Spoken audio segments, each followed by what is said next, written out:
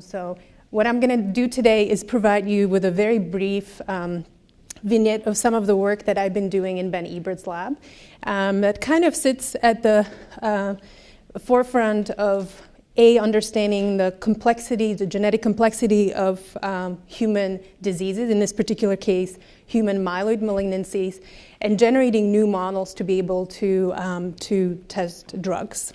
So as you've already heard from Rich Stone and David Sykes, hematologic malignancies are genetically complex diseases, and they're characterized by this very peculiar subclonal architecture with clonal evolution during disease progression. And although we know a lot about the genetic basis of most of the myeloid malignancies, we know the cell of origin for most of the myeloid malignancies, we're really lacking in models that can recapitulate this kind of subclonal architecture and clonal evolution that we could then use to test therapeutic agents. And so I do indeed have a slide that shows the TCGA data from AML. We have a similar one for myelodysplastic syndrome, where in 2016 we believe that we know most, if not all, of the genetic drivers, the most recurrently mutated genes in both acute myeloid leukemia as well as myelodysplastic syndrome. But we don't fully understand the biology behind a lot of these.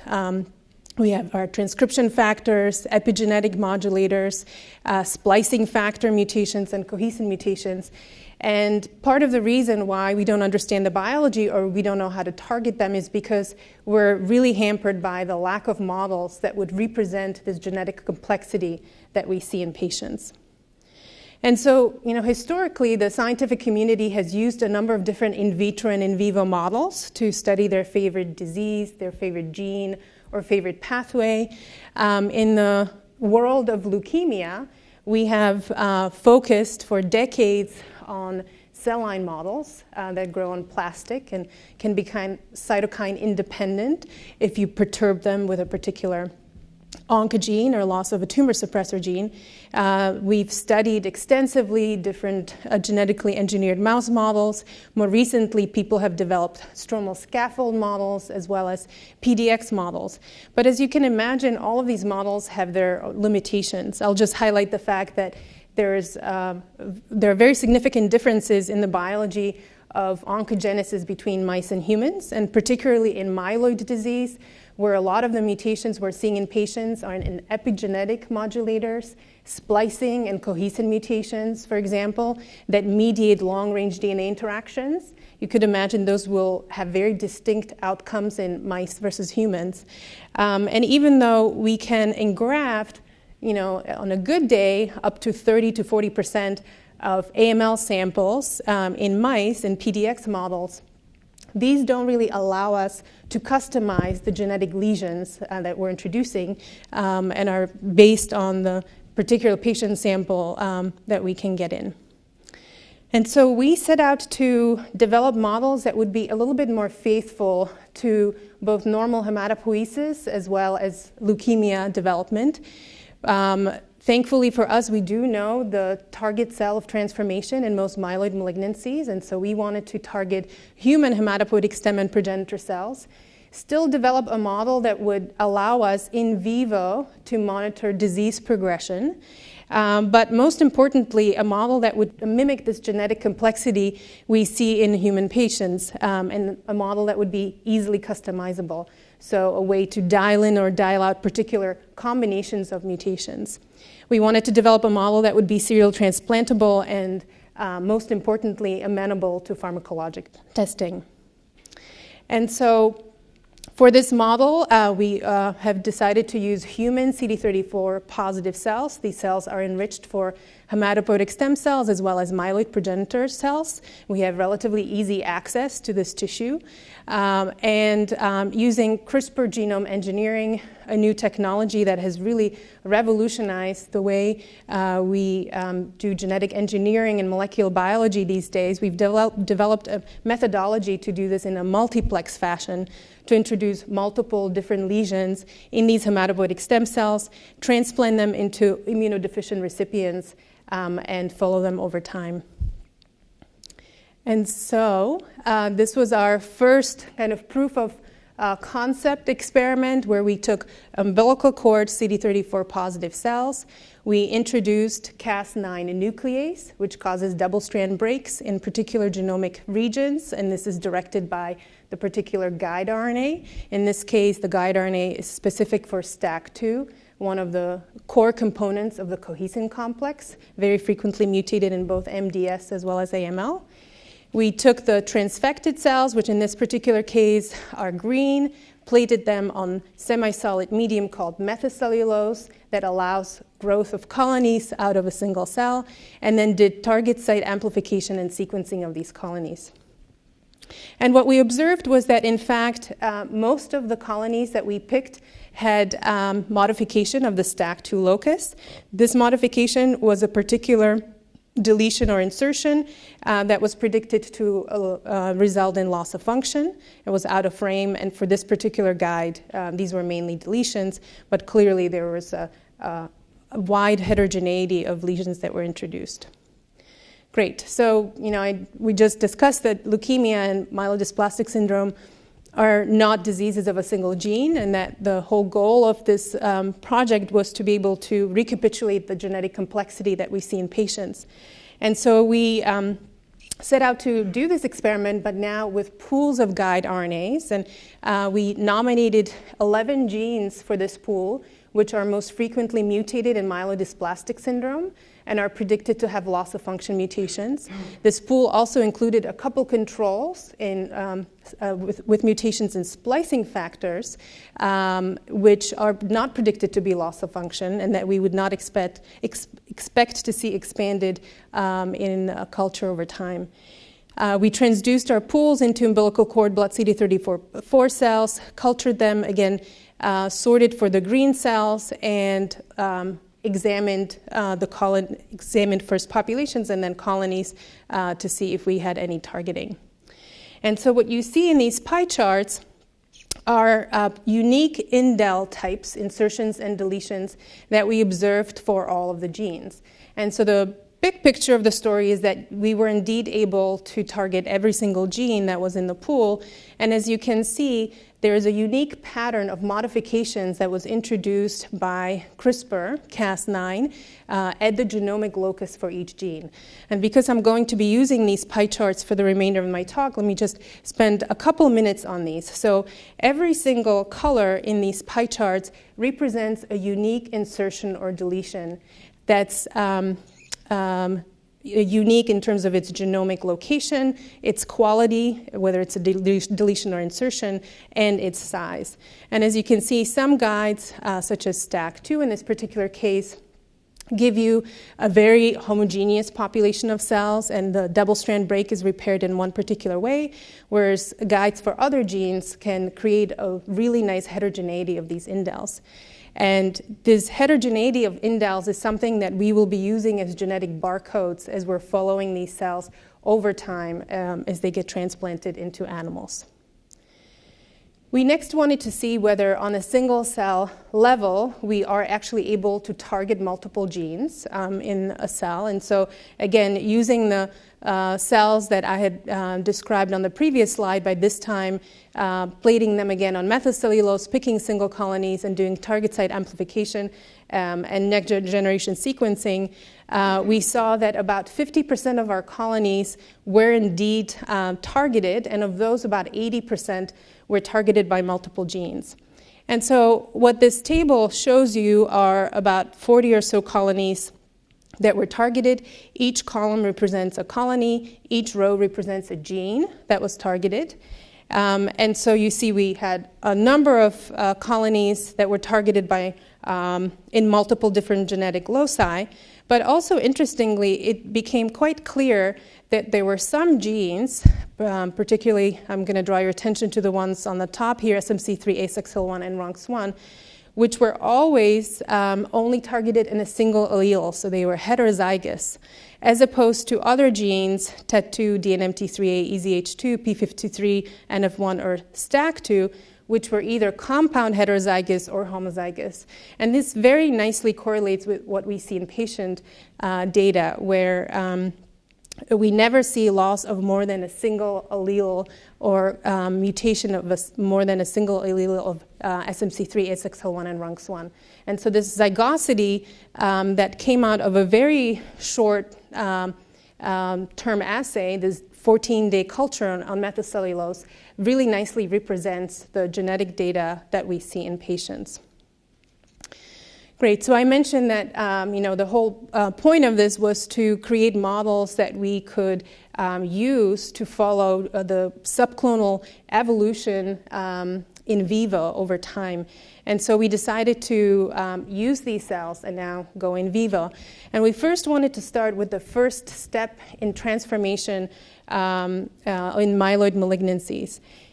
So many of you might have heard of the recent findings over the last couple of years. A number of different groups around the country, including our group, identified that aging populations, so as we age, we are more likely to acquire somatic lesions in particular genes that are associated with myeloid malignancies, TET2, ASXL1, and DNMT3A being the most common ones. And patients who develop this clonal expansion of their hematopoietic progenitors are more likely to develop hematologic malignancies in addition to other malignancies as well. And so we wanted to first start by modeling this clonal hematopoiesis of indeterminate prognosis that hasn't been done before. And so the way we did it was by taking CD34 cells. We introduced a guide RNA for one of the most commonly mutated genes in CHIP, or clonal hematopoiesis of indeterminate prognosis, injected into mice, and then looked at these mice 5 months later, at which point we would expect all of the hematopoiesis, human hematopoiesis in these mice, to be derived from long-term hematopoietic stem cells. So what we saw was that we got very nice engraftment of our mutated clones, as well as expansion of the particular indel types. And as I'll show you on the next slide, we targeted a number of different long-term hematopoietic stem cells, and this unique pattern of insertions and deletions that was found pre-injection was preserved 5 months in vivo. And so this really argued that not only did we target multiple different long-term hematopoietic stem cells that reconstituted the human hematopoiesis of these mice 5 months later, but also the fact that we had multiple different loss of function lesions, in this particular case introduced in the SMC3 gene, which were equally able to compete with each other and maintain this heterogeneity over time. This is very distinct from what I'll show you as we introduce multiplex targeting and as particular clone acquires a secondary or tertiary lesion that allows it to outcompete the remainder of the clones. So in order to do that, we decided again to take our pools of guide RNAs representing genes mutated in MDS and AML. So these are the 11 genes, introduce them in CD34 positive cells. And in a portion of the mice, we also introduced some of the most frequently occurring point mutations, which are expected to be gain-of-function mutations, such as FLT3-ITD that we heard about earlier today, NMP1 or IDH1. Transplanted these mice and then again examined them 5 months later. And so this is the result of one of these experiments. In this particular case, we had 17 mice which were transplanted with these pools of cells that had been transfected with pools of guide RNAs. 10 out of 17 mice had detectable mutant clones 5 months after injection. And as you can see, about 70% of these mice had at least 2 genes targeted, and this was the distribution of the genes that we saw targeted. So most frequently we're targeting RUNX1 stacked to SMC3, NF1, and DNMT3A. Since every single model had a particular constellation of genetic features, every model morphologically was a unique model. What I'm showing you here is a model that was characterized by an SMC3, in this particular case, insertion at an allelic frequency of 0.45, and knowing that these lesions only occur heterozygously, basically 90% of the cells contain this SMC3 insertion, and FLT3-ITD in the same clone based on the allelic fraction. So what do these models look like? On the top, I'm showing you a snapshot of the bone marrow from mice which were transplanted with control or wild-type CD34 cells. On the bottom is a mouse that has this SMC3 FLT3-ITD clone present in majority of the cells. These are immature myeloid cells, which are staining positive for CD45 as well as MPO. And this is what happened with this mouse over time as we followed it during the duration of the post-transplant follow-up. So around 3 months after transplantation, we saw emergence of this mutant clone, which at the time of analysis basically overcame the entire bone marrow of this mouse as compared to the wild-type CD34 engraftment. Here's an example of another mouse. In this particular case, this is a much more complex model. So this mouse had 7 different genetic lesions. And as you can see, based on these allelic fractions, we could hypothesize about the very intricate subclonal architecture of these lesions, similar to what we see in patients. And in this particular case, we saw not only pockets of immature myeloid cells in the bone marrow, but also expansion of these histiocytic forms, staining for, again, human CD45 and then CD163. And so using this much more complex genetic model, we were now able to ask the question about clonal selection in vivo over 5 months. And so we're going back to these pie charts that show you unique insertion and deletion patterns prior to the injection and at 5 months after transplantation. And in this particular case, I chose RUNX1 as one of the genes that was mutated in this mouse. And so what you see is that whereas going into the transplant, you have a number of different cells characterized by mainly loss of function insertions and deletions. At 5 months, there's one dominant clone that arises. And this was the case not only for RUNX1, but for every single gene in this mouse. And so in some cases, it was the dominant population of cells, or one of the cells from this dominant clone that took over. In some cases, it was a much smaller clone present at the time of injection that took over. This analysis, of course, doesn't allow us to tell a difference between drivers and passengers, and you could imagine that some of this clonal evolution for a particular gene is driven by the other genes that are mutated in the particular cell. Great. So we lastly wanted to see whether we could use these genetic models to ask the question we were most interested in, and that was whether we can use these models and the genetic complexity that defines them to then study what genetic vulnerabilities are predictive of response to therapeutic agents. And so we first focused on hypomethylating agents, given that these are the mainstay of treatment in myelodysplastic syndrome. Based on studies from our lab as well as other labs around the country, there's a signal in patients who've been treated with hypomethylating agents that presence of TET2 mutations predicts response to azacitidine and decitabine, whereas ASXL1 mutations don't predict response. In fact, patients tend to be more resistant to them. And so we decided to use our model and test this hypothesis and see whether our models would fare well in this comparison. And so we did this both in vitro as well as in vivo. First in vitro, taking CD34 cells engineered with TET2 or ASXL1 mutations and treated with azacitidine for 72 hours. We saw a nice genotype-specific response to azacitidine in the TET2 but not ASXL1 mutant clones. we were able to use this very short-term assay to then test other genetic subtypes that were included in our pools to see whether we could find any other susceptibilities to azacitidine.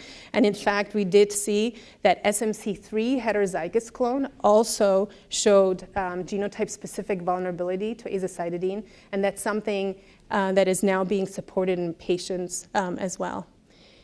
And then lastly, we generated our in vivo models in grafted mice with TET2 or ASXL1 mutant clones, waited for good engraftment for 3 months, and then treated them with low-dose azacitidine for 3 months on a schedule that's similar to what we do in patients, and then examined the bone marrow and sequenced the bone marrow for presence of indels in both TET2 as well as ASXL1. And what we saw, again, was that there was this genotype-specific response in the mice which had been engrafted with the TET2 mutant bone marrow, but not the mice which received the ASXL1 mutant bone marrow. We wanted to ask whether this effect was present in the most mature of cells in the bone marrow, or whether azacitidine was acting on more mature myeloid or lymphoid progenitors. And in fact, we saw the effect spanning the full differentiation spectrum in the myeloid lineage as well as in the mature lymphoid cells. So I hope that I've convinced you that we are perhaps one step closer to creating models that are more faithful to the genetic complexity that we observe in human myeloid malignancies, models that are targeting the actual cell of origin of transformation, hematopoietic stem cells and progenitor cells, that are easily customizable, where you can dial in and dial out specific genetic lesions, and amenable to pharmacologic testing. Clearly, these models have their own limitations. I would say the most important one being the fact that we're engrafting cells into immunodeficient mice, and so the lack of an intact immune system and the interaction of these mutant clones with the immune system is not a hallmark of these models. So I wanted to end by thanking everybody who's been involved, particularly Ben Ebert, who's been a fantastic mentor for me during my postdoc, a number of people in our lab who've been involved in this work, support from people at the Broad Institute, in particular Mike Berger, who's an associate computational biologist who developed our pipeline for analyzing very complex sequencing data to be able to track the particular indels over time, as well as Elizabeth Morgan from the pathology department, who looked at all of the slides for the mice for me. And I'm happy to take any questions.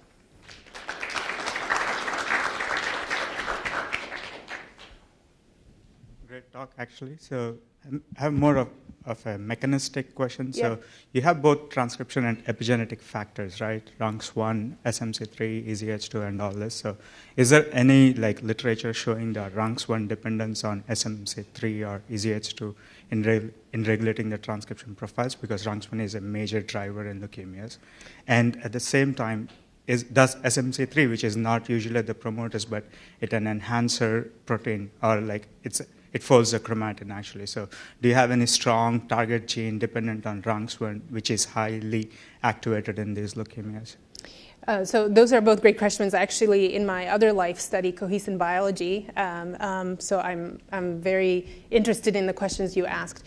We don't have any particular evidence currently for the genetic interdependence between RUNX1 and cohesin mutations, although in the new genetic classification of AML that was suggested by Ellie Pepe-Banueli, the cluster of patient samples that are cohesin-mutated also have RUNX1 mutations. So there clearly is some relationship there. It's also interesting that cohesin mutations co-occur with 821, but are mutually exclusive with inversion 16. Again, hinting at some relationship between the two, but we don't have any data to support that. I have developed cell line-based models that I'm using to study a lot of biochemistry, and then using these models, the CD34 models, for validation, where we are exploring the effects of the cohesin mutations on the architecture, on the chromatin architecture using high-C experiments as well as ChIP-seq for particular modifications, but I don't have the answers to that yet. Zuzana, you've shown us that TET2, which is produces a defect in demethylation, is correlated with response to azacitidine. How about the other demethylating lesions, such as IDH and DNA methyltransferase? Those are great questions. So we haven't tested that yet. And the hypothesis is that the methylation and the perturbation of the methylation with these agents may actually affect some of the looping structures in chromatin, as we heard about this morning from Brad. But we haven't looked specifically at those lesions yet.